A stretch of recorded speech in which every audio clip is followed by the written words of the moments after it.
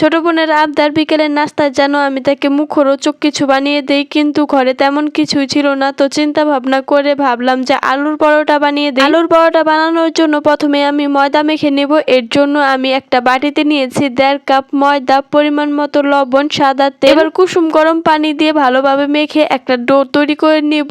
এই ডোটা আমি রেস্টে রেখে দেব। এবার আমি সিদ্ধ করা আলু ম্যাশ করে নিচ্ছি। আলুগুলো আমি ভর্তার মতন করে মেখে নেব। এর জন্য প্রথমে নিয়েছি পেঁয়াজ কুচি, মরিচ কুচি, তারপরে ম্যাগি মশলা, পরিমাণ মতো লবণ আর শুকনো মরিচের গুঁড়ো। আমার ছোট বোন আবার একটু ঝাল খেতে পছন্দ করে, তাই এখানে আমি শুকনো মরিচের গুঁড়ো দিয়ে মেখে নিচ্ছি। আর এখানে সরিষার তেল দেওয়ার কথা ভুলে গিয়েছিলাম। সামান্য একটু সরিষার তেল দিয়ে আলুটা মেখে রেখে দিলাম। এবার যে ময়দার ডোটা বানিয়েছিলাম ওইখান থেকে লিচি কেটে কিছুটা সময় মথে নেব।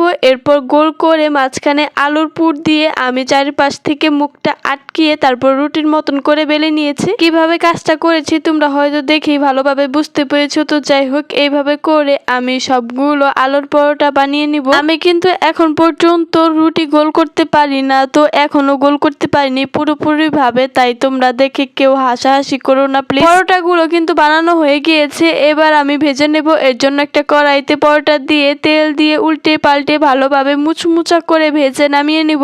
এই তো আলুর পরোটা একদম রেডি। দেখো কতটা সুন্দর হয়েছে আর খুব ভালোভাবে কিন্তু আলুর পরোটা হয়ে গিয়েছে। আর আমি ছিঁড়েও দেখিয়ে দিচ্ছি, ভিতরটাও কিন্তু হয়ে গিয়েছে আর ভিতরে কিন্তু আলুর পুর ভরা। আলুর পরোটাগুলো খেতে কিন্তু বেশ ভালো হয়েছিল। তবে একটা সত্য কথা, আলুর পরোটা কিন্তু গরম গরম খেতেই ভালো লাগে, ঠান্ডা হলে একদম ভালো লাগে না। বাড়িতে এইভাবে আলুর পরোটা বানিয়ে দেখতে পারো, খেতে কিন্তু বেশ ভালো হয়। তো ভিডিওটি এ পর্যন্ত, টাটা।